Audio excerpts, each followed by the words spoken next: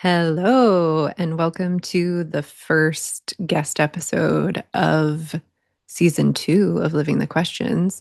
I am, per usual, very excited to share this episode with you. I am delighted to get to introduce you to my dear friend, James-Olivia Chu Hillman, who is just a remarkable human being in my life. Started as a teacher, mentor, and has become a very dear friend. And I just love getting to human by their side and continue to grow into more of me. They have a really beautiful invitation they keep putting out, that is more you is better. And that is an invitation I really love to continue to live into, continue to bring to the forefront, to be able to celebrate for not only myself, but anyone who is living more into more of them, bringing more of themselves to the table. It's such a gift of an invitation, one I really continue to appreciate. And so, if you don't know James-Olivia, I'm so excited in this episode for you to get to meet them and just dive in deep conversation with them, with us. And if you do, I hope this only deepens the conversations you've had and the relationship you've already begun. And yeah, this conversation is a beautiful journey of what James-Olivia and I tend to get up to all the time, which is gorgeous deep dives in life. I love getting to converse and getting to dig deep in our hearts and in our philosophical minds and in the curiosities that are all over.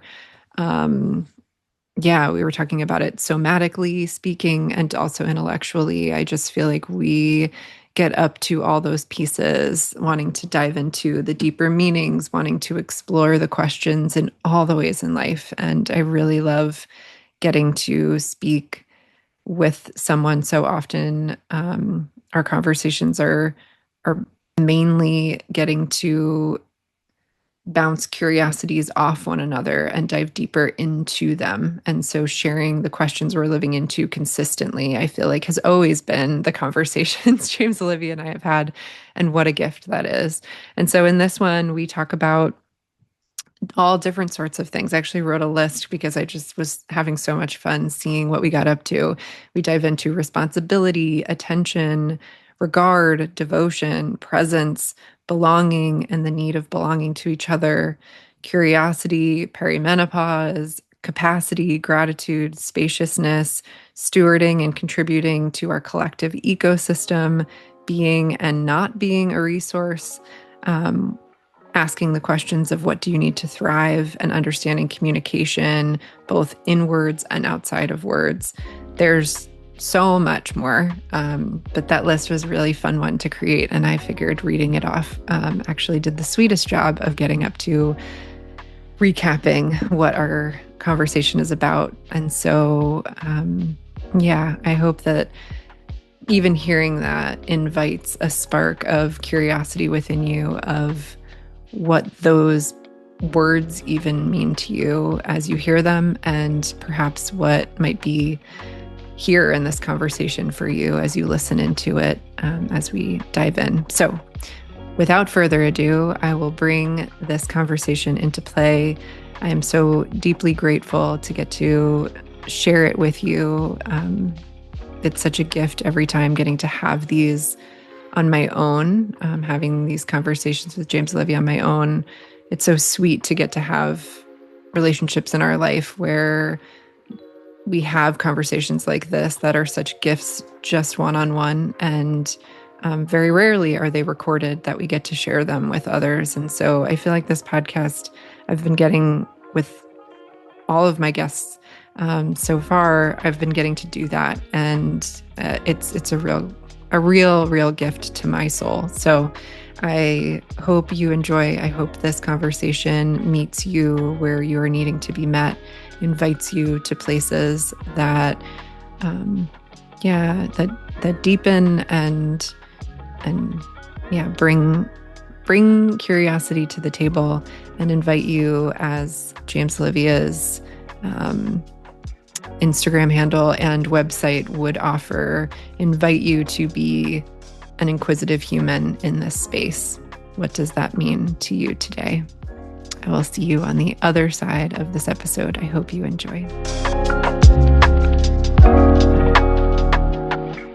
Welcome, everyone, to Living the Questions podcast. I am delighted to bring you my dear, dear, dear, dear, dear friend, James-Olivia. Today, we're going to jam and geek out. I just know it. I'm going to call it right now this whole time. And to kick us off, James-Olivia, instead of telling us what you do for a living, can you share what most brings your soul alive, what invites you to be most you? Oh, let's start off with just a really good question. Um, oh, it's hilarious how self-centered this answer is. And I don't know another way. My own attention. Mhm. And that doesn't mean my attention is always on me, but it is my attention that invites me to be most engaged, most alive, most present. Um, I don't I don't have that there's something outside of me that is going to invite me as well as my own attention is going to invite me. That's powerful. And my attention may be on external things. My attention may be on spirit, my attention may be on my plants or on circumstances or what is happening in the world. But the whole time it is my attention that's on it. So Hmm. And speaking of attention, what is your attention on currently when it comes to the question that you're living into, which is my second question for you today? I don't remember what my answer was to the question that I'm living into. Do you remember what it was? I I have know it. that Yeah. you Would have you it. like would you like it, or would you like to feel I into would where you're love at? I would love to remember that. Yeah. Okay, so the question that you had sent to me was, to what am I devoted and how am I manifesting that devotion? Yes. Oh, that one. Oh, that old chestnut. Um, okay, and now can you repeat your original question? Yes. Thank you. What is the question that you are living into right now? Oh, that was it. Okay, that was the um so that was the question that I was living into the day that you asked. And today, given that my circumstances have been a bit uncomfortable the last 2 days in a really, really, minor, like kind of superficial discomfort way. Um, just you and I were talking about, we pushed this call out an hour because I had an AC repair person here because the air conditioning kind of sputtered out the last couple days, and it's been a few of the hottest days of the summer in Chicago so far. So it's been a bit uncomfortable. And Andrea Renee was kind enough to come over and co-work with me in the heat on Oh, Tuesday. Just sat here and ate popsicles and salads and drank cold beverages. that sounds But wonderful. very cute. But I suppose the question that has been guiding and supporting me through some of the physical discomfort of being perimenopausal in an 85-degree house um, has has been around attention, like on what am I placing my attention? Not because it makes it any cooler um, or it doesn't change my circumstances, but it does change my experience to direct my own attention. So it, I don't think it's very far from the question of to what am I devoted? Like to what on what am I placing my attention? Am I placing my attention um, on that which nourishes me, on that which resources and supports me to to live in alignment with who I want to be, even when I'm uncomfortable. Um, am I devoted to a life of, for me, I often phrase it as a beautiful life, like making a beautiful life. And that doesn't mean pretty, but it does, for me, mean not giving my attention to the things that are going to provide me with an ugly experience. Like, and that doesn't mean bypassing ugly things that are happening in the world. It's not a like, oh, I don't want to know about that. I don't want to know what's happening in Gaza. I want to know what's happening in US politics. Like, it's not that I don't want to know that. It's, do I want to give my attention to that which is outside of my locus of control, outside of where I actually have power and responsibility? Or do I want to give my attention to, like, oh, look at what people are doing in the face of these terrible things. How can I contribute? How can I engage? Look at what beauty still exists in the world. Look at my plants my plants get a lot of attention when things are hard. It's like, look at you. You continue, you persist, you grow. It's 85 degrees and it's 86% humidity. And you're so happy like, that paying attention to these things in small ways really allows me to have a more beautiful experience in the face of circumstances, both, minuscule and global, that are not the easiest to be with. Yeah. Yeah. How do you feel like that relationship has evolved for you with attention, or even your own ability to recognize like what your attention feels like or is in your own body, and where it's placed and how that affects you? I feel like those are all different things I'm hearing. Oh, And there's so much there. I think there are a lot of layers yeah, and I'm not even sure if I understand the question fully. So I'm totally. I kind of talking. I verbally processed in real time. I was like, oh, there's a lot here. I think that was what was happening for me. So if I break it down, the first one is, maybe, what does your current relationship to attention look like? Even like as simply as, and this isn't even just simple, but like in your own body. So how do you recognize what attention is to even know where you're placing it, maybe? One thing I suppose this would be, I'm going to use this word incorrectly. So somatic experiencing people, just forgive me. This is about to say something awful. But I'm going to call it pendulation, even though I'm not using it in the somatic experiencing Sure. practice way of pendulating between, something that I'm experiencing and something else that I'm experiencing inside myself. Sometimes it's, oh, I notice that my attention is external. And then I pendulate to like, oh, and I notice that, like, when I'm scrolling through Instagram and reading, you know, more upsetting things than my body's got capacity to be okay with in a given period of time, I'm like, oh, I can feel in my chest. Like, I can feel the constriction of my chest. I can feel pressure inside me. So part of it's somatic. Mhm. Um, Part of it is, and this comes back to the devotion and the practices of like manifesting devotion, is, do you know Rochelle Sheik from Koya? No, Who oh no, but you have sent me their work before, and Okay. I Okay, follow so it now. is another dear friend of mine. And so I just celebrated my 50th birthday a little over a month ago. And Happy birthday.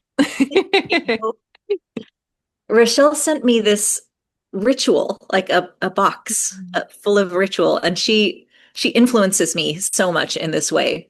Um, she was actually in one of the first long regard, the very first one that was a year long. She was in that. And one of her questions coming in was, is there a somatic element to this container? And I'm like, if you bring one, there is. Like, I don't have that for you right now, but it sounds like you do, and I welcome it. And so, like, let's collaborate and co-create that. So she brought a lot of that in because I didn't have that at the time.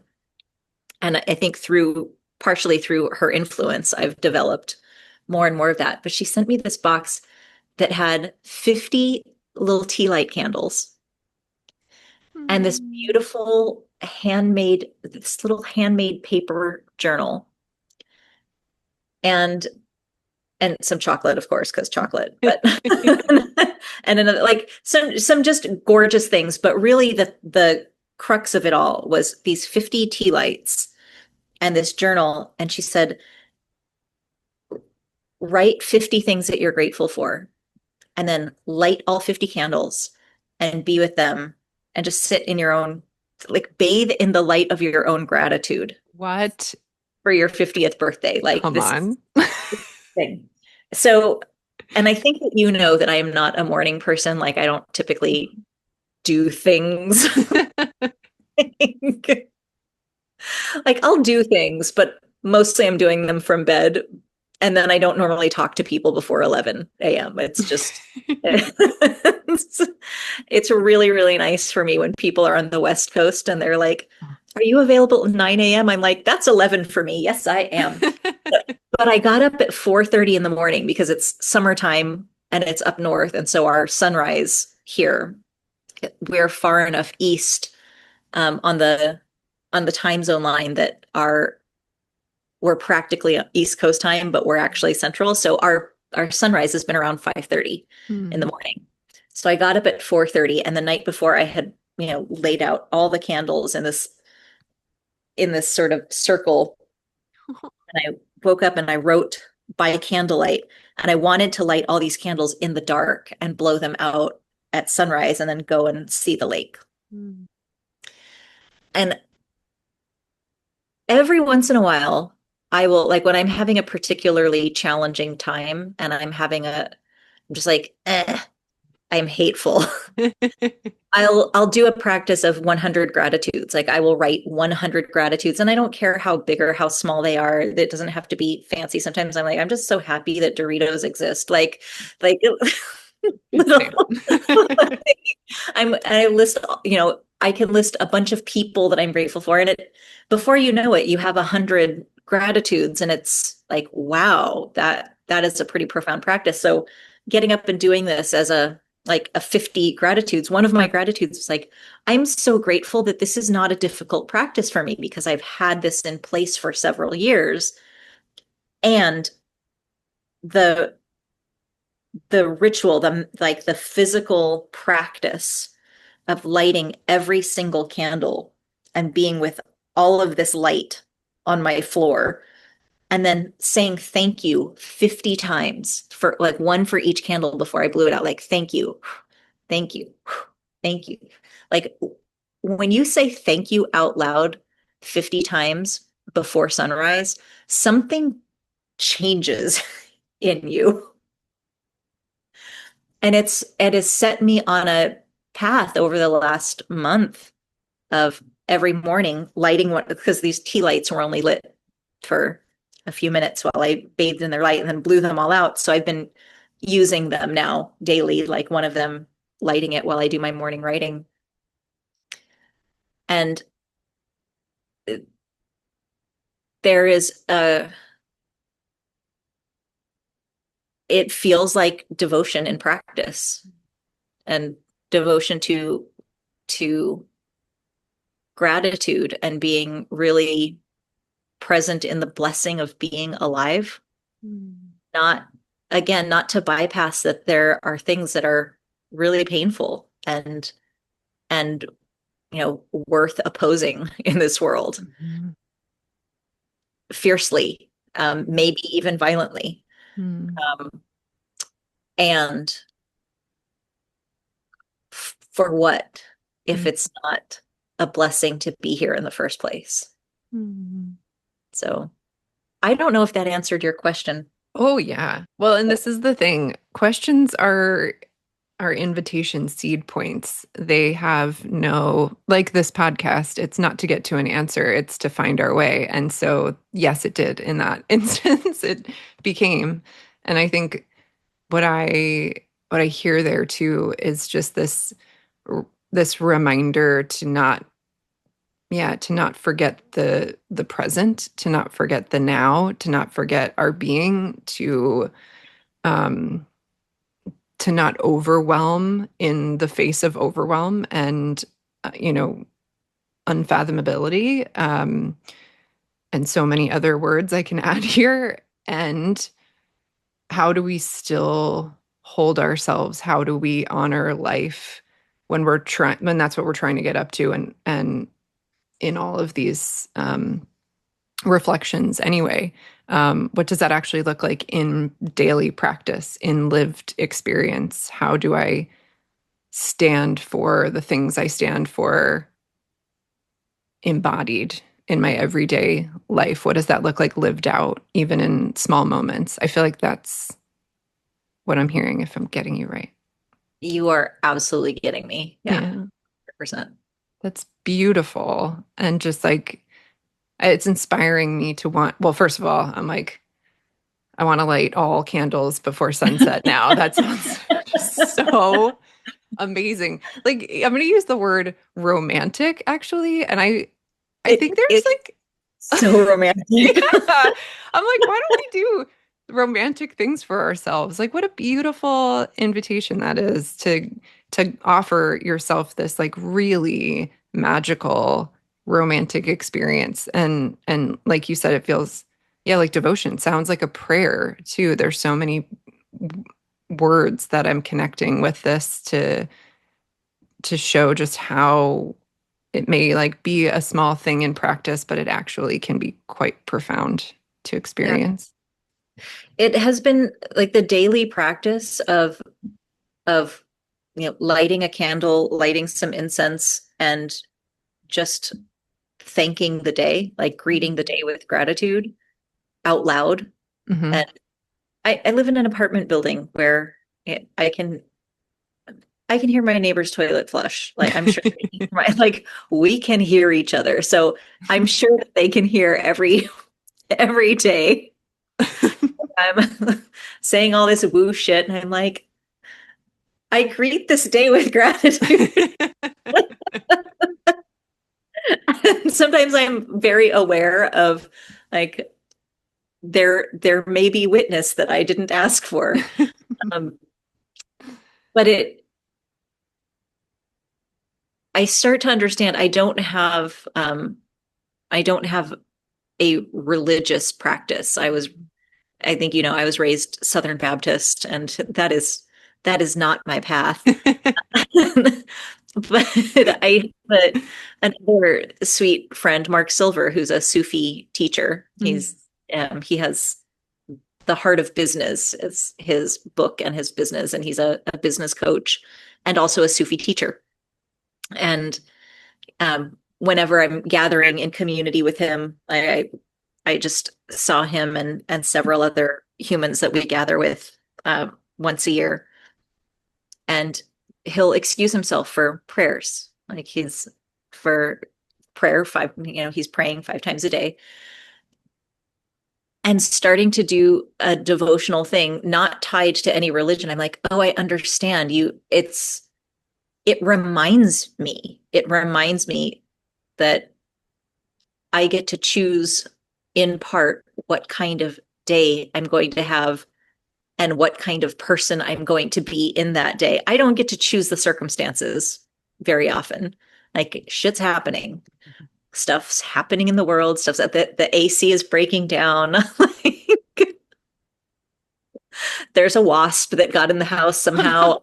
Like there's stuff that's happening in the world. The news keeps coming in. Like I don't get to choose that stuff. And to say out loud, to remind myself out loud, I'm not praying to somebody else. Mhm. I'm reminding myself out loud, this is who you've chosen to be today.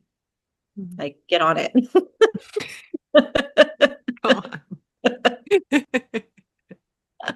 Get on it is such a lovely thing to say to yourself. What a like I just think there's something really yeah. This again, it's fascinating to watch how these things connect, right? Because that to me is also attention. You're like reconnecting with where is my attention going? Yeah. Oh, I notice my attention's here, so I'm recentering. And whether that's through I get because the word that came up for me when you were talking about devotion and like having prayers throughout the day or conversations with self throughout the day, it sounds like a regrounding. It's a moment of presence again. And that made me think of when you were talking about attention. And it's just like recalibrating. Where am I? What was I actually up to? Do I still want to be up to that? Do I want to be up to something different? And I feel like constantly in life we're needing to assess and reassess in all different ways. And what does that look like with ourselves on a daily basis? Like we do it in work sometimes, hopefully. We do, Could stand we, to do it a bit more. we could stand to do it a lot more probably. And we can do it in relationships, which Yeah. is really powerful. And are we doing it in our relationship with ourselves? Not, quarterly, but like daily. Are we actually checking in and saying throughout the day, it, assess and reassess? Is this where I'm at? Am I here in this moment? Even do I want to be here? Do I feel like, it's safe? I know safe is an interesting word to define, but do I feel safe to be here? And what does that look like? And just kind of those questions to me feel really powerful as check-in points to not lose ourselves, to not abandon ourselves accidentally, unconsciously, even to not disconnect accidentally from another or the world or what our heart is really after. I feel like it's just a really powerful invitation, is what I hear in again, what sounds relatively simple, but is hard in practice to remember, I imagine. As I hear you reflecting it back, it sounds to me like hygiene, Hmm. like spiritual, energetic, relational hygiene. Mhm. Um, like flossing is not difficult. It's tedious and inconvenient, and a lot of people don't like to do it, and a lot of people don't do it. And Right. I've been a person who flosses, and I've been a person who didn't floss, and there are consequences. And when I just pick up the floss and give myself a little scrub between the teeth every single day, it really isn't that, it's not that big a deal. Like checking in with myself, going, oh, how do my feet feel on the floor right now? Mhm. Like, how is my tummy? Like, Hmm.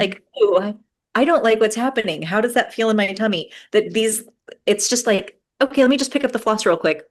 It's not that big a deal. And also, when you're not doing it, when you're not in the habit of doing it, it feels so like, God, I have to do this thing. Yeah. This this little tiny thing just feels like a like a gigantic Enormous. task. Yeah. And when it's more, I feel like because I'm developing habits around it, and I can hear myself right now. I would imagine that if I were listening as a person who's had these energetic, spiritual, relational hygiene practices for years and decades, I'd be like, oh, cute little newbie baby. Look, you're figuring it out. Aren't you so pleased with yourself? And yes, I am. I am Very much so so. pleased with myself. Yes, I'm new. Yes, I'm 50, and it takes the time it takes to get here. And yes, I'm remarkably pleased with myself. And I hope that the novelty and delight, like this childish delight of having discovered, yay, I can do these things for and with myself. I hope that doesn't go away. Maybe I'll sound silly and childish for the rest of my life about it. I hope I don't get jaded and tired of it at all. I'm really enjoying it. It sounds honestly so refreshing to think that the remainder of life, however long that may be, can be joyful and playful and full of new surprises and new learnings and stretching ourselves. We were talking about this podcast being like a never arrival point. There's no real arrival. We'll arrive at things, but there's no true destination. And I think one thing that I keep discovering in life beautifully, horribly at first, but beautifully now, is that there really isn't and then I'll get there. And it's just I'll get there and then I keep on. I'll take what I learn and I continue and ever evolving. And I think there's something really beautiful to hear you share that about now the age you are, what you're discovering, the newness of what it feels like, but also giggling when you say it. Like there's like a sweetness to that where it's like, yeah, oh, always. Let's keep that Yeah. going as humans. I don't know. It feels playful and sweet and spacious to breathe into growing into ages over time rather than that becoming something that we age out of. I like what you just put out energetically. It feels nice to think about living into myself. Yeah.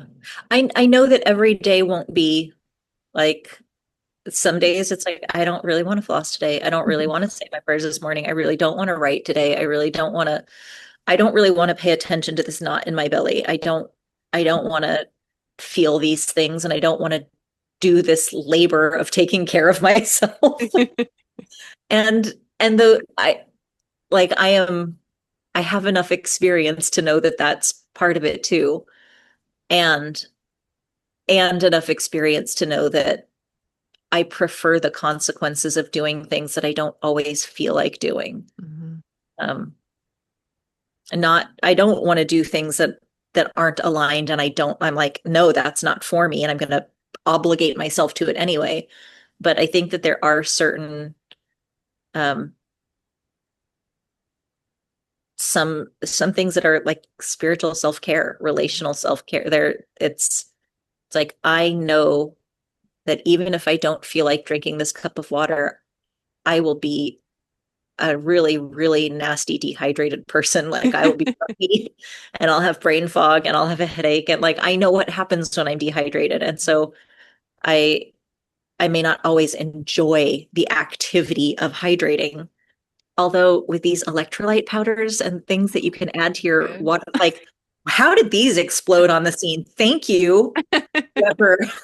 Just dropped in. Can I just do a like product placement for Element right now? The salt watermelon. Holy moly! Like I'm IV at the sugar-free peach. I like can't help myself. So there are ways to make these things more enjoyable. Like I know that my morning, greeting the day with gratitude, it doesn't require a candle. It doesn't require something that smells good, but I like it. I enjoy Mm. it more, and I'm more apt to do the thing if I've made it a pleasurable experience for myself. So it's not a like, oh, this is less holy if it doesn't have incense. It's like, no, it's just more pleasurable, and I'm gonna do things that I like. That's such an encouraging way. I know that like with tasks and things, there's a lot of like really fun kind of like tips and tricks for self to actually get stuff done where you can like reward yourself. It sort of feels like that where you're just like, can I make something that might otherwise be like an eye roll to get myself to do it? My inner teenager comes out and then I'm just like not wanting to floss my teeth or whatever the, spiritual equivalent to this would be, or emotional hygiene equivalent to this would be. It's just like,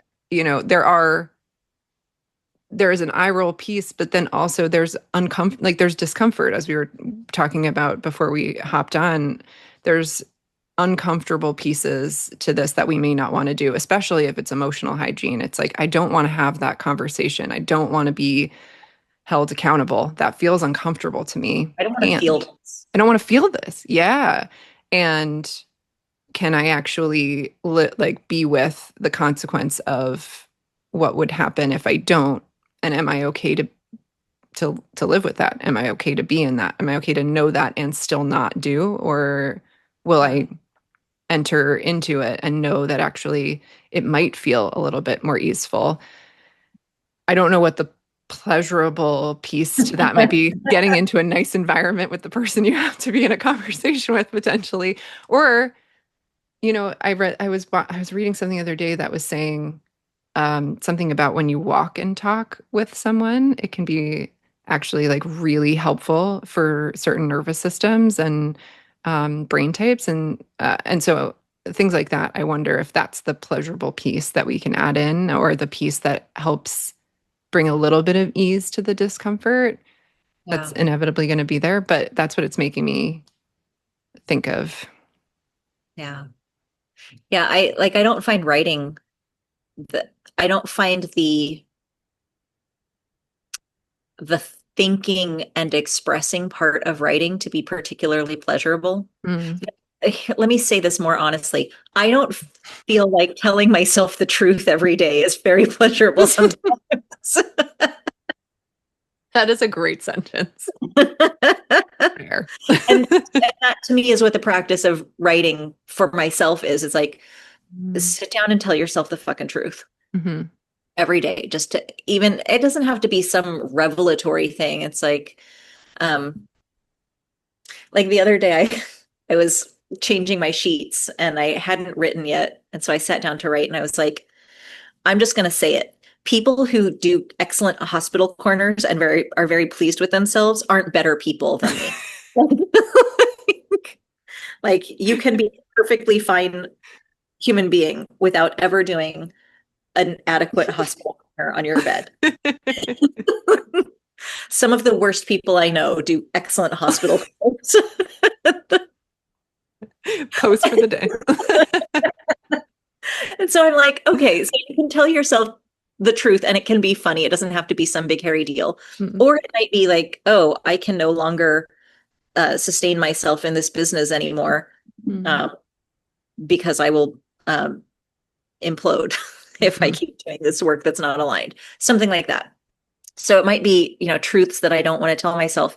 But the pleasurable part is really like, oh, and I lit a candle and I'm using a fountain pen that I really enjoy and I'm writing on paper in a notebook that like even if the emotional part is not pleasurable, even if the intellectual part feels like a lot of work, that there may be some, like you said, going for a walk. Like if you're in, if even if you're in the city and there are, some beautiful, like, because I'm in Chicago, so in the spring there are, tulips along the boulevards and avenues. So lovely. That you're, in the fresh air, or that there can be something physically pleasurable, even if the emotional and intellectual pieces feel more challenging. And that's a resource, like to have physical pleasure. And also like the walking, the bilateral, the like looking, because you're looking around, tracking where you are, you're clocking like, okay, I'm actually safe physically. Like no saber-toothed tigers here. This is great. Like Truly, the brain needs it. So yeah, I'm very often looking for ways that I can make a physically pleasurable experience for myself, either visually or olfactorily or auditorily. I'll play music or like, do I want to have fuzzy socks on my feet or do I want to feel the hardwood floor? Like that I want the resourcing of a physically pleasurable experience to do harder things. Yeah. Yeah, the word that started coming up for me was support. I like didn't hear it that way at first, but then I was like, oh yeah, it's you're offering that to yourself in what may otherwise be uncomfortable, in a gamut of what discomfort means to us. And that's a really beautiful thing to give ourselves.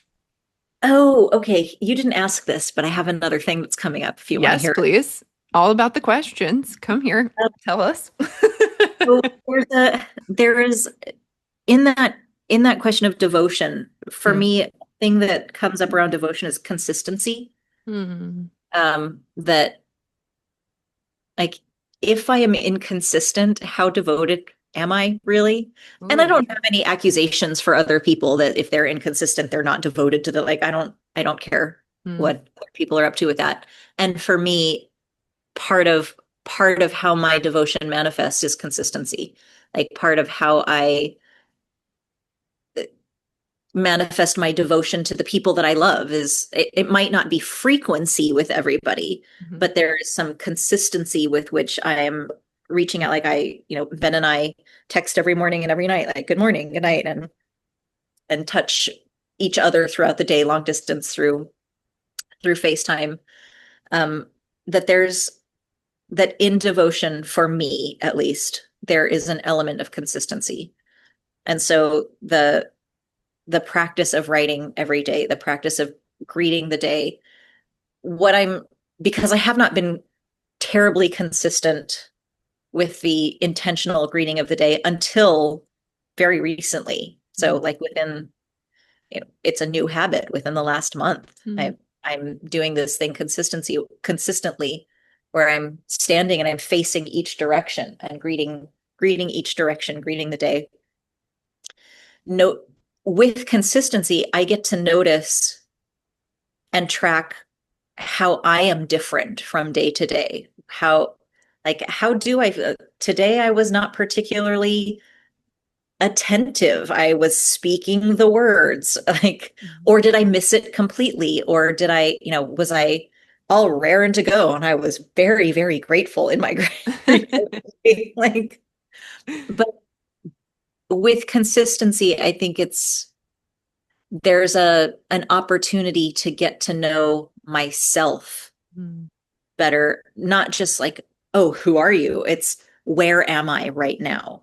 Mm. And so that feels like a part of the checking in and grounding, like, okay, what is going on with me today? What resources do I have? How how can I contribute um, in a way that's sustainable for me?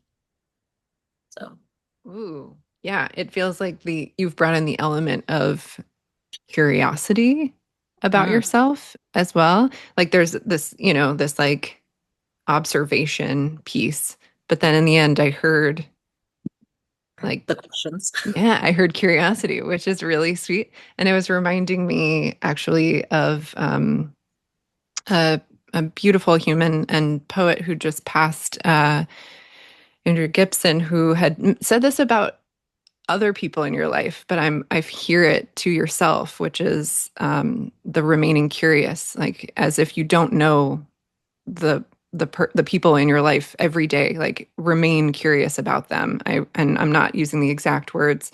I'll have to find that and tag that in our show notes, but that to me is what I heard you say about yourself, where it's like, can I remain curious every day about myself? I will always show up new and different. There'll always be wisdom for me to see from day to day. I can see differences. I can track those and get to know myself more. I can bring my attention to myself more. But what happens when we're curious about ourselves as if we don't know ourselves every single day? We become anew. Like there's something to that feels so freeing, so liberating in the love that we can offer in relationship, including to ourselves. That I'm hearing come through this practice you're talking about. Yeah, something comes up for me around specifically the stage of life that I'm in of perimenopause Mm. and it coming on the heels of, the last decade of getting out of corporate hustle and doing completely different work altogether. I think, in I'd say specifically in my 30s. So I'm just going to say in my 30s, so like when I was, deep in the corporate hustle. It not only did I have an idea of myself that I was, a machine, like I go to work, I do the thing, I am productive, I like this is what I have to give. Um, I don't know that I would have tracked. I don't want to say my body wasn't changing. I just don't think I would have noticed if it was. Mm. I wasn't paying attention then. I was, in your, you know, teens, 20s, 30s. It's just like, yeah, I'm a fucking machine. I'm at the peak of my body's doing the best it's probably going to do. And then coming into perimenopause, it's like it feels like a second puberty where I'm like, I don't know you. What are you doing today? Like, are we flashing today or are we just hateful? Like, which one? Like, Always like brand new. this new fragrance of my body that I didn't have last week. Like, what's going on here? So there are all these physical changes that are really, really noticeable, like things where my brain doesn't work the same as Right. it ever did before. Where like people talk about, like you hear about, old ladies who just don't give a fuck anymore. I didn't realize that that's actually a physiological hormonal thing where it's like, oh, I don't have those hormones anymore. That give a fuck hormone, I just don't have that one now. Like, Floated it's away. it's not an accomplishment. It's just a physiological change. Like I've been trying to give less fucks. I didn't realize it was just going to happen. Like that I literally didn't have to do very much for it to happen. Um, but but there is an element of I don't have any choice but to be I mean I do. I have the choice to fight with my body or to neglect or dismiss or like um have a variety of other responses and relational uh, ways of engaging with what's happening. And I find it generally more fun to just ask it, like, what are we doing today? Where are you today? How are we feeling? Do we remember words today? No? Okay.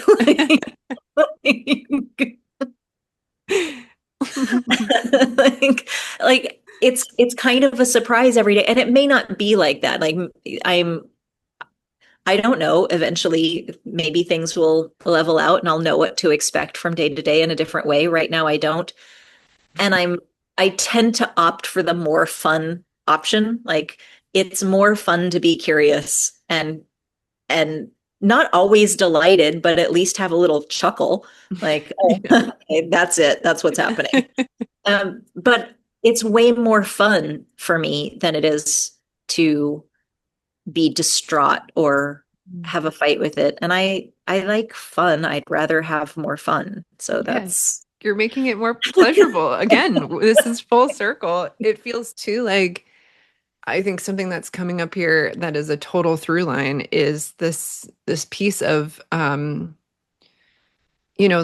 the invitation to get curious and to not just assume that this is now where you are or that this is just how life will be or that you'll be stuck in this feeling or however your body is functioning from day to day that you were saying like this like hearing yourself feel stuck breeds like doom in our body. It's like it just like brings it all down and I hear in there this continued invitation to just recognize that even with consistency, even if things are showing up similarly, there's still room to be curious. There's still things that are going to change. There's still ways that your body is going to surprise you or whatever is coming up for you that you're plugging into this equation. It sounds to me like this practice of presence, this practice of attention, this practice of curiosity, of devotion, all of these pieces are bringing up a very similar thing, uh, which is an invitation of freedom a bit, of yeah, spaciousness, of not getting stuck and and going to the worst possible place and feeling like that's never going to change. It's allowing room for evolution. It's allowing room for things to unfold differently. It's allowing space for us to be alive. And I yeah, think it's a really sweet invitation that we keep coming back to in all of these different ways but that your question is that you're living into. Like, this is the question you're living into. It's just, I don't know, really sweet to me when I process it that way. Yeah. While you were reflecting that back, I had a little, like, there's a little crew beside me, and they're like, there's the little flip chart there, not a flip chart, but the tent sign that says you changed the number of days since the last safety incident. Like, Oh, I love like that. it's been 0 days since we were last hateful. But it could change. Tomorrow it might be 1 day since the last time we were hateful. One day. I like it picturing all of them cheering. And I think about the like noticing where my resources are. Like Yeah. Ben was coordinating the AC repair person Mm. coming, and I was hot. Like I Mhm. was just real fucking hot, and the refrigerator started leaking, and then like there just a lot of things were happening at the same Totally. time. Like, how much is this house gonna cost? Like what is happening? So stuff was coming up. I was activated, and Ben was like, "Hey, can you find the AC manual?" And I was like, I don't even know where that would live because we moved in and the inspector was like, "Oh, we can't even access the air conditioner. It's on the roof. I can't inspect it." And we're like, "Okay." Uh, so Ben's asking for this thing, and he's doing all the labor to get this all coordinated, and I'm just over here stressing. Like, and he's asking me to do literally one thing, and I'm like, so I'm having to choose between putting resources to doing what you're asking me to do or to being kind to you in this moment. And I'm choosing to be kind to you in this moment, which means I'm not going to be able to find that now. Aw. Like, I got to choose. I got to make a decision because this is all I got. It's a finite number of spoons in this moment. Which is that's a huge deal because in a lot of those scenarios, there isn't even a choice where like kindness is even on the table. It becomes like an Like I got to do overload. this thing, so fuck it. Like Yeah. fuck you, fuck this, and I got to do the thing. Right. Forgetting that you have any resources. It's just like it doesn't even feel like it's there. So overwhelmed, so beyond capacity. And to hear that choice point of just like I kindness is that important to me. I have nothing else to offer and I want to be able to offer this. That's that's so loving. Then that feels really beautiful to like witness as a person who for me I would like to do that in those moments. I know that feeling. I mean, it's so human to have that feeling and to be like, "Oh yeah, the only like I am not resourced enough and this is still important to me and I have just enough for that to be the avenue that I take." That's I mean, I don't know. It's just really cool to see as like to see modeled out Yeah. loud. I uh, and I want to say that that's a temporary thing. It's like Hmm. for the next 5 minutes, that's all I have. Hmm. And let me take a sip of cold water, let me get myself together. And I was able to find the manual. I was like, and to come back knowing that I had not been a miserable cow Mm. in the meantime to this person that I love. Like, oh, not a miserable Oh, the cat. bar is in hell.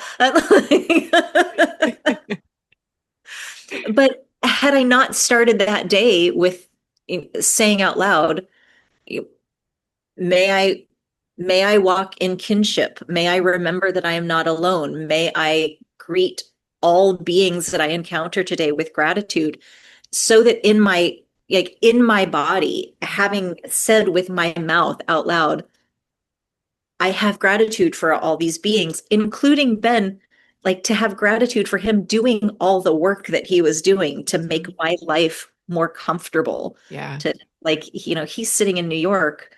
He doesn't need to be.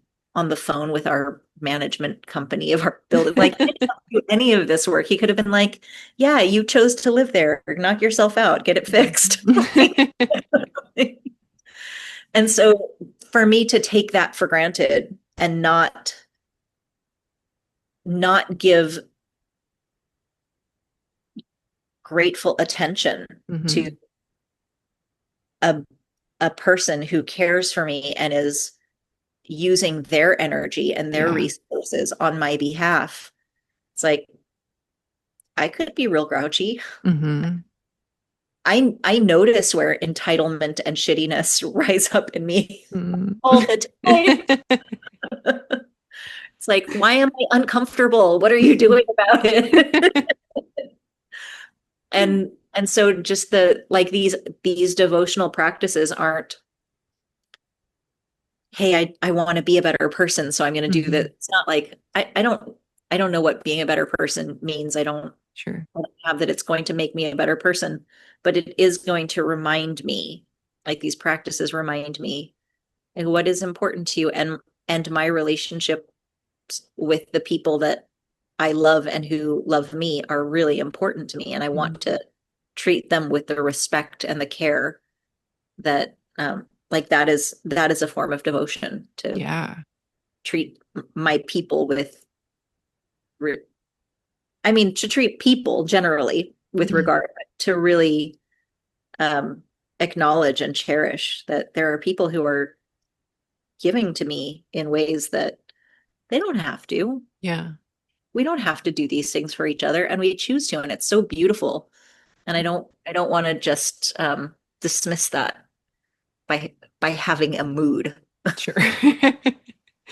And I also hear that too, where it's like this always forever will keep coming back to the conscious competence spectrum of things.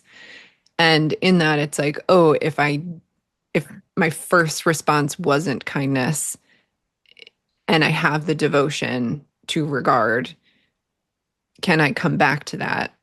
And when I have that resource, hopefully relatively quickly, but also can I have grace with myself? Can I regard my own self that I'm still learning how to be present with myself, that might be the devotion that I'm in, is learning how, like, where my attention is.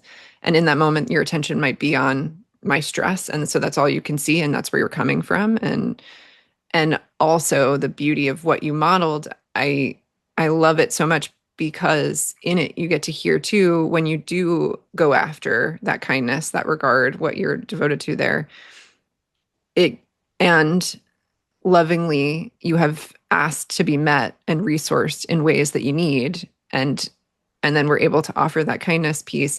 The trickle down effect of that is so beautiful. Then you have spaciousness to get yourself that glass of water, to feed yourself, because many times that's all we really need are just these simple human everyday things to help bring our moods back up and stabilize us. But all of this stuff, you're helping to get yourself resourced more and more to be able to get the manual, to be able to help with whatever else is needed, to have the space rather than override.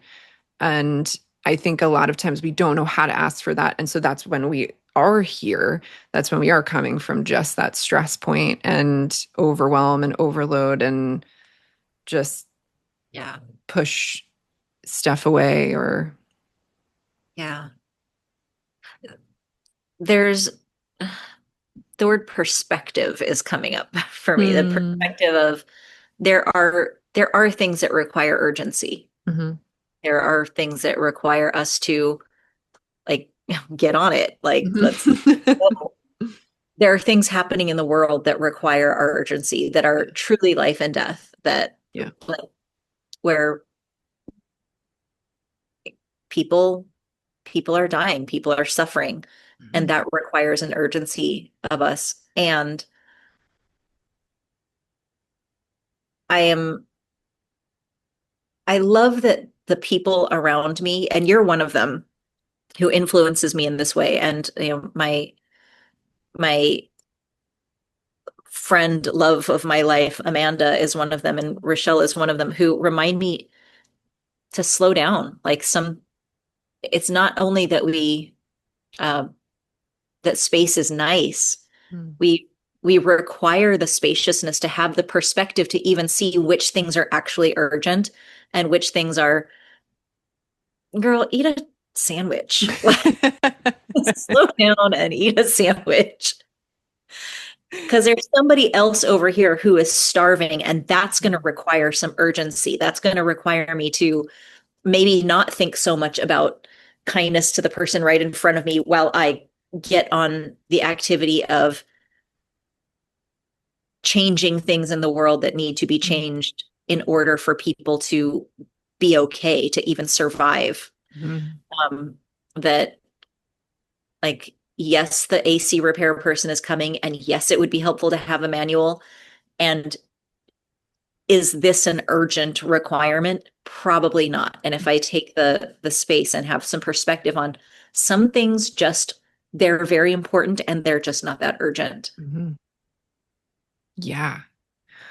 Oh, I love spaciousness.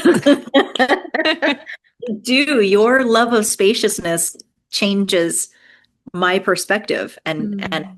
supports me as I move through my life. I love that you bring that so openly and so often. Oh, well, thank you for that gift that I'm going to take with me now forever and ever.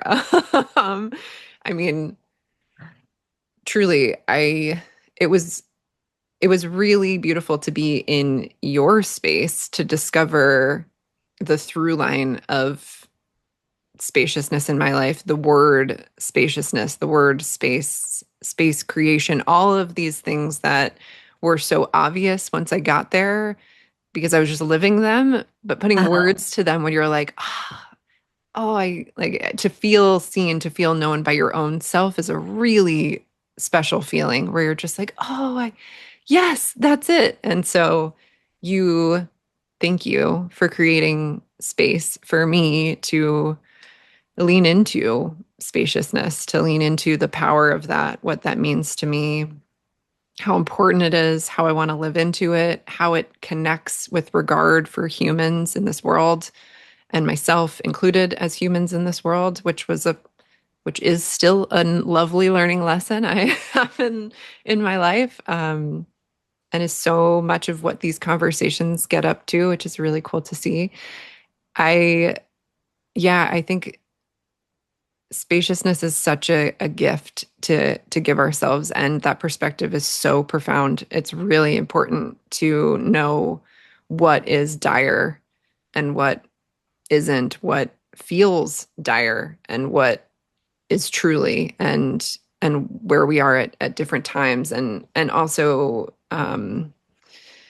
there's this creator online who I talked about before in another podcast episode who talked about not needing to be full up at capacity to give of your energy, to see where the needs are and what you have. If you're able to give some without fully depleting yourself, can you do that? Like a triage. And I found that to be so beautiful to really have the both and of, are we taking good care? Are we paying attention to how we are resourced right now? Are we resourced enough to help where it's really, really needed? And are we, can we be honest with ourselves in that Yeah. dialogue? And then in the non-dire, but feeling overwhelmed, which is, we can give importance to, how are we honoring ourselves in that space to get a little bit more full up words. How are we, yeah, what is our relationship to resourcing? What is our relationship to offering when we can? There's so much nuance in that, but There's also there are so I for this paradigm, so the next cohort of paradigm just ended, like the cohort after yours just ended last week. We were whoa, how does that feel? it was I don't know if I have a clear articulation of Mhm. Mhm. how it feels. Elation. I have elation. I Mhm. have relief. I have longing. I have it never feels like enough time. Yeah. Yours was a year, this one was a year and a half, and it's like, Wow. oh, this is going to turn into a 3-year thing, isn't it? Keep extending. We really need more time together. But we, for our last session, we reread because I think I sub did everybody already read it once? Because it was such a like a an instant hit. Everybody kind of read it when it came out, but Emergent Strategy. Mm. And the way that Adrienne Marie Brown talks about biomimicry and these examples of what I took away, and I don't know if this is what she has, but there are examples of just about everything that is in us, in humanity, in broader nature as well. So I was talking to, again, Rochelle's coming up, but we were, because we just talked yesterday, and I was talking about slowing down and the idea of rushing, and she said, "Oh, well, I had this yoga teacher I loved years and years ago who she was like, I was talking to her about rushing and I was kind of getting down on myself about rushing. And the yoga teacher looked at her and goes, Rivers rush." Mm. And I just Mm. tingles saying that again, thinking about that again, that yeah, we don't have to rush, but we also don't have to not Mm. rush. Mhm. But this idea of biomimicry, and I swear I'm going somewhere with this coming. It's like a constellation. I love it so much. Stars. Um, there is a metaphor that I hear very often, like you can't pour from an empty cup. Mhm. And I hear, if I'm hearing you correctly, it's like, well, you don't have to wait for your cup to be completely full and running over. You can have enough in your cup for yourself and still pour from the cup, and so that you're more like a champagne fountain than a rain barrel. Totally. And that is one way of looking at how we are vessels for Mhm. resources, energy, what we have to receive and give in the world. And that's not the only model. Like maybe one person or at one time in your life, you feel more like a vessel that fills and empties and fills and empties. But what if you're more like a conductor that like the current just runs through you? Mm. And you know, or mycelium. It's like nutrients and information are passing through, and what's needed is going where it's needed, and and I don't have to hoard any of it. I Oof. don't have to hold on to any of it because currency is exactly that. It's a current. It's moving through. I think there are like I think there are many models in nature for how things move and are distributed, how our energies, attentions, resources, whether that's, emotional or physical or financial or intellectual, like our knowledge, that resources move and stall in many, many different models, Mm. not just silos or vessels. Oof. I love this so much. It's making me want to deep dive into a geek out world of what you just said because I I really love the shift of even like the visualization of the cup piece of things and this yeah, this piece of not like depletion and replenishment, although that does happen, but Real. but like the interconnected imagery of things where it's like I don't have to yeah, like you use the word hoard like or like guard what it is when I have a natural flow of things, there's just an intelligence to it just happening, like a natural intelligence to it happening. And I think we have to, as humans, somehow work to get back to that natural knowing that that's just how we can be in our own bodies with the way that we take good care and offer out energy, and which is why the cup scenario I think becomes this thing we talk about so often. And that was what this artist referenced. Her name is Christina. I need to find her last name and I will tag her in my show notes. But I think there's something to that of just like flow. There's something about the idea of it being flow where you're not thinking about it transactionally. It is natural, it is life-giving, it is sustaining for all. And I love that switch. And I think, yeah, there's something there where I'm like, oh, how does one live into that? How do we live into that in a way that is in integrity? Yeah, that's the question I'm going to live into after this conversation slash right now, starting right now. Starting 3 minutes ago. Yeah, exactly. Well, I think about the ways that the systems we live in literally capture our imaginations. Like what I can imagine is what I have already lived. Yeah. And so we, we when we are here living in these capitalist structures, it's like, well, there are stores of things and there's supply and demand. And, I can fill my cup and then you come up and you're kind of an empty cup. And I'm like, oh, here you are.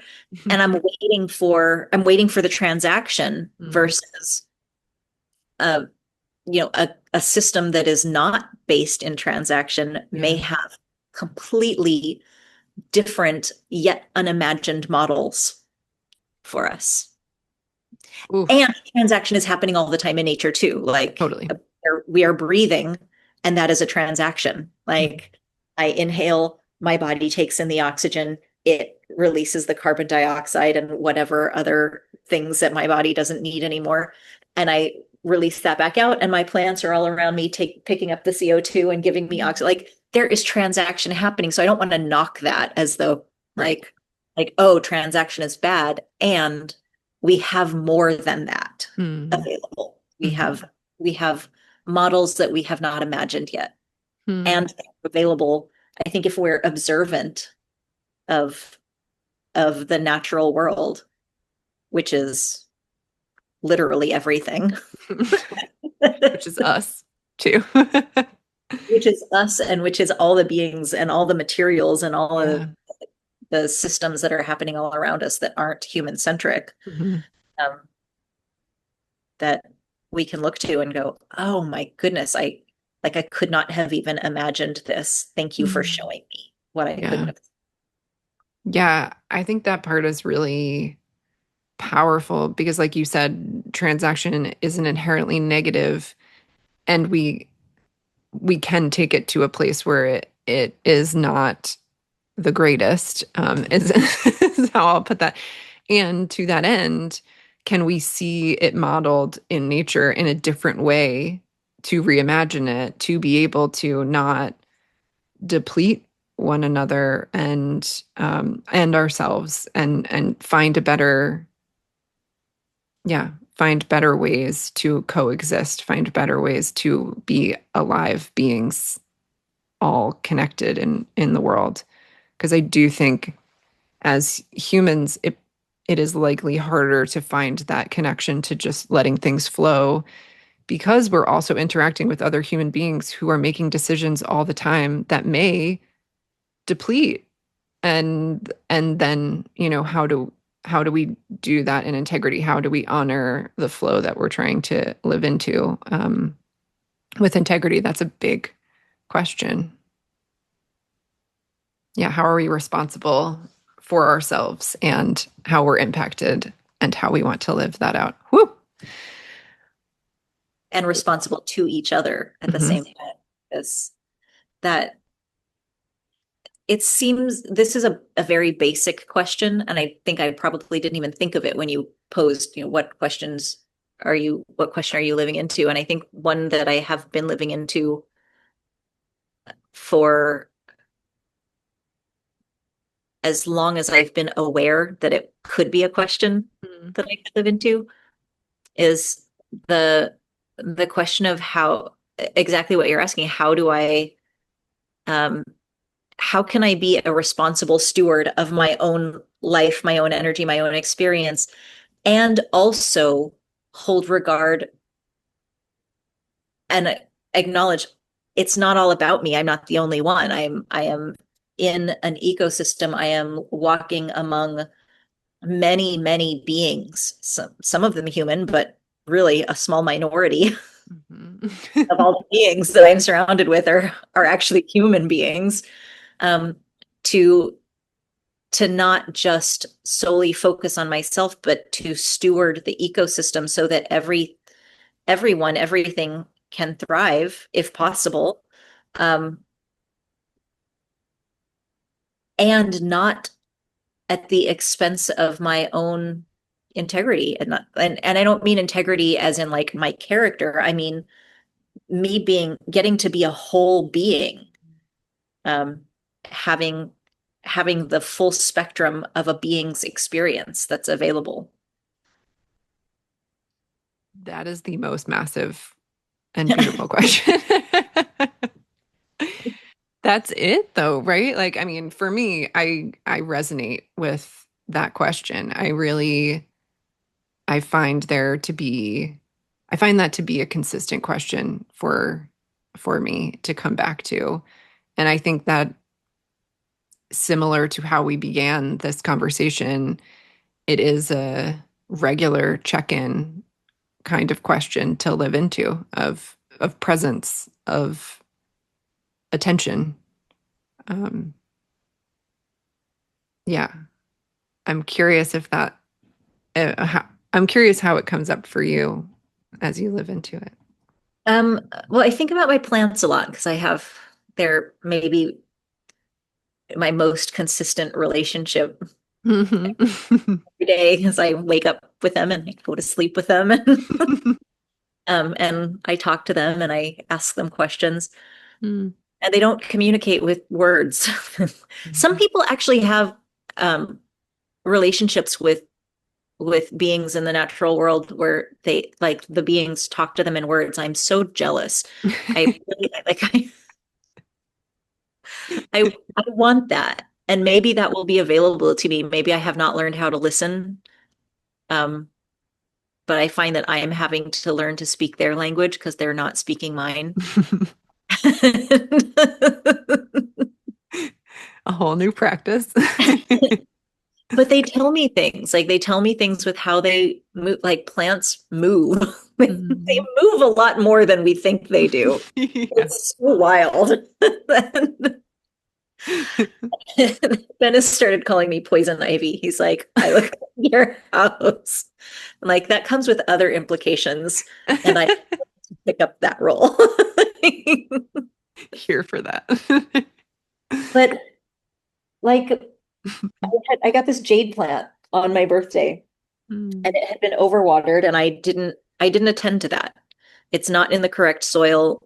And probably a good third of it has fallen off. Mhm. Like it's not healthy and I need to repot it. I have some soil that's more appropriate for this plant. But they're telling me, and they're not necessarily, I don't know if they're speaking to me directly, but just like humans tell us with their pain Mhm. or with their joyful affect or with their creativity, like oh, I have the things that I need, I have the space to be creative, or I don't have what I need and I have accusations for you. Like, and I have judgments and I'm not okay and I'm screaming my pain. Mhm. um that other beings are also communicating in these ways too. And I forget where we came from, where I was going with We were this. talking about relating to the question that Right. you had just brought to the surface. um that one of the questions that I have for myself and for other people. And I was thinking of it. That's why I was sitting here smiling while you were talking. You're like, what are you grinning about? I was grinning at my own question because I ask myself and I ask the plants and sometimes I ask appliances in the house. And I was thinking about asking you. And so I will ask this question that I ask of everything and everyone some of the time. Like, what do you need? What do you need to be okay? What do you need to thrive? And I feel like if we are asking, if, okay, let me get out of the we. If I am asking that question, Mm. it is easier for me to place my attention on right relationship with other beings and with myself. Mm-hmm. Um, and I may not be the correct resource. If somebody says, like, if I ask, one of my friends, like, hey, bro, what do you need to thrive? And he's like, I need dick. I'm like, I don't have it for you. I totally understand that that's what you need for joy and thriving right now. And like, I want you to have it. And I'm so glad you answered. And I'm not a resource. What a great thing to say back to that. I'm not a resource, but I celebrate you. And I want you to have I it. want you to have what you need, and I'm not a resource. And so, and I don't have to, I don't have to deplete myself and try and be everything to everyone. And I want to know what beings need. I want to know what people need. I want to know, um, in that mycelial model, maybe I don't have the nutrient you need, but I can pass the message along. Mm. Like that there are ways of contributing that don't involve us having everything. Um, like sometimes witnessing is enough, Mm. and sometimes witnessing is not nearly enough. Yeah. Yeah. Having that discernment, I feel like there's something there. I just exhaled, like there's spaciousness that your words and invited for my body personally, which is that feeling of feeling the shame I know I've felt and carried when I don't have what I wish I could give someone else and it feels not good enough. And to just to know that we don't have to have it all, and that passing the message on or being a resource in a different way where we can what we do have, if we have it, is such a powerful thing to get ourselves out of our own way and to connect more to ourselves, to each other in the same instance, in the same moment. Because if we're feeling shame, we're disconnected from ourselves and then the other person, and we're not providing any resource anymore. And I think there's something really, yeah, just like healing and again, the spaciousness that was created when you shared that for me just feels really special to be. I don't know, it feels like more is possible I hope hearing so. that. I want that. So that was actually a real question. What do you need right now? What do I need right now? Oof. What a question. I got to get out of my own way to know. Hmm. In this very moment, hmm, I think I needed a moment to just be, to Yeah. take in, to be present, to do what we were saying, to take in how sweet and special this is. That, yes, this is a podcast that other people will listen to. And also, it's a conversation that you and I are just getting to have together. And I cherish every one of those. To just, yeah, relish this moment for a second while we're in it. That's a need I have. Thank you for asking that. Thanks for answering. Yeah. What do you need? Oh, I'm not sure how to answer that, so I'm going to ramble a little bit. I like it. I am I am studying for the first time. I've never studied nonviolent communication. I teach skills for relating competently to difference, and I find there's a lot of overlap, and there are some um, pretty stark differences in how these things are practiced. I'm going off on a little tangent. Bear with me. Do we have time for that, for a little Yes, we tangent? do. Yes. Love a Um, tangent. and, and I found out from Renee, I'm studying with my friend Renee Harcum and her partner, Sarah, uh, that Marshall Rosenberg, the creator of nonviolent communication, actually studied with Carl Rogers. No way. And so I mean, Oh. there's just so much delicious overlap in these two sets of skills and ways of being in the world. But one of the things that I'm learning is the distinction. Not that I didn't know there was a distinction between needs and wants, but the articulation of needs as, universal and totally human, Mhm. the requirements for thriving, and wants as the how. Like the need is the what, and the want is the what's the strategy for getting this need met? Like I need order in my life, and how I'm going to do that is like I need structure and some regularity Mhm. and order. And so how I'm going to do that is to make my bed in the morning and sweep my floor. Mhm. Like, I want to make my bed and sweep my floor. I want a made bed. And I could get my need met even if my bed wasn't made or even if my floor was not swept. So the want is the how. So when you ask the question back to me, what do I need? I'm like, oh, I know what I want. I very often know the how.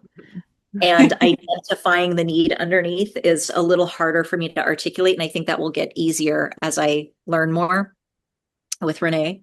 So I'm looking forward to that. We just started a couple weeks ago. Mhm. So identifying needs, a thing that's been on my mind this entire conversation, because it's been so, for me, so self-focused, so individually focused, is like when I say the spaciousness to know, to have some perspective on what is urgent, what is life and death, and what is like an inconvenience or a thing that's a circumstance that's not, no, the AC could be out for another 2 weeks or for all of time, Mhm. and I would be okay. Mhm. And um, children starving in Gaza is urgent. Mhm. And and that uh, juxtaposition of things is not far from the front of my mind Yeah. this whole conversation. And Mhm. so when I think about what I need, like what's the need underneath my want for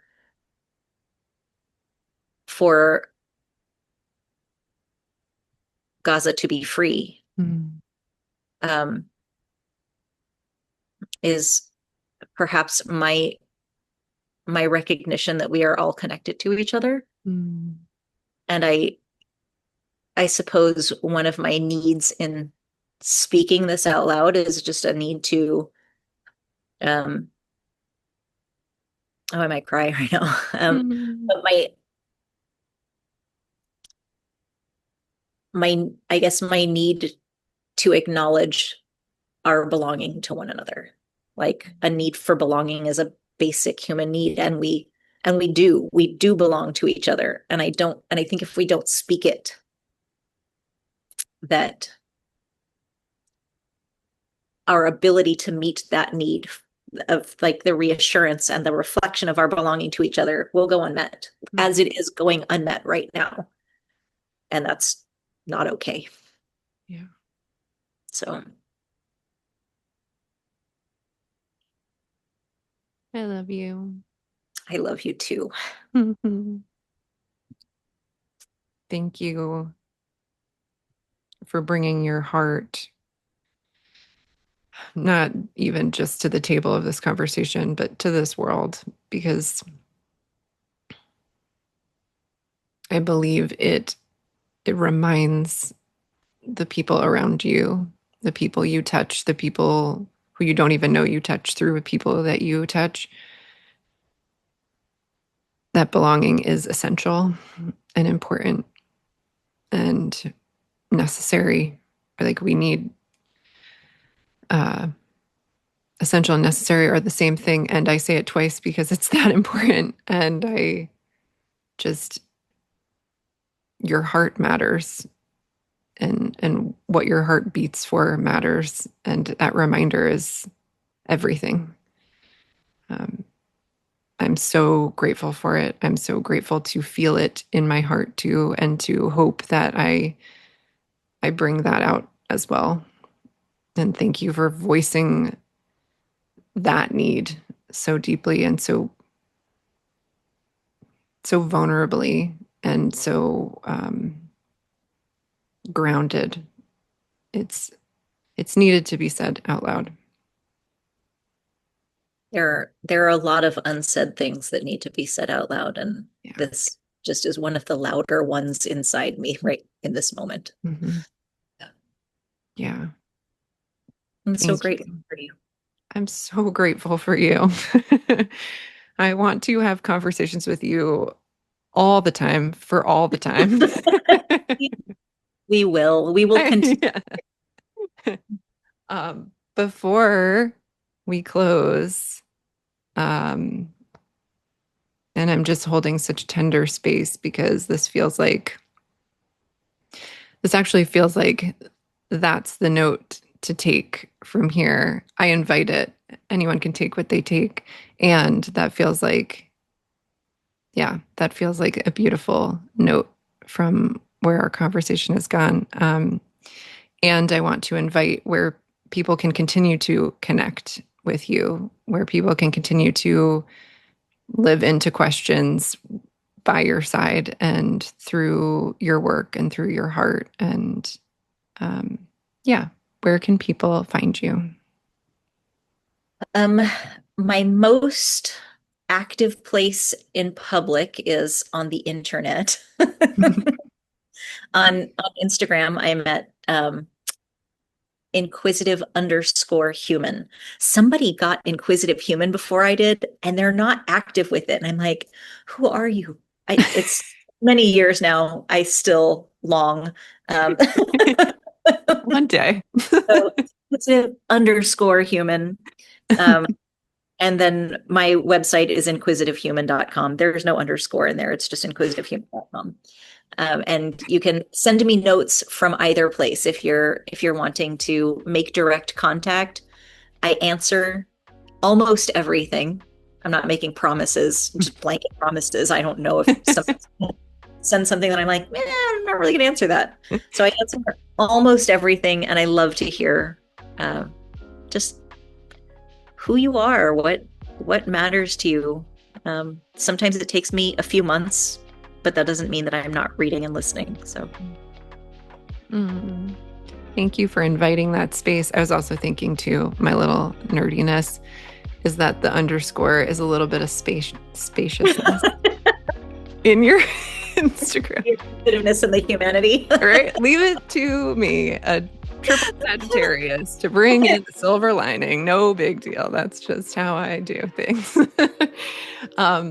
Thank you, James-Olivia, for all the things, truly, for being just a human, period to the end, human in my life, but one that really invites such depth and such love and such regard and such honesty and I feel more of who I want to be in your presence, and it's a really beautiful gift to have. And thank you for bringing so much of your heart here today, and to all those that are listening. It's so sweet to me to get to share my friendship with you here, and thank you for sharing your words and heart and being. I have nothing to say to that except thank you. Thank you. What a gift to get to know you. I love you so. I love you too.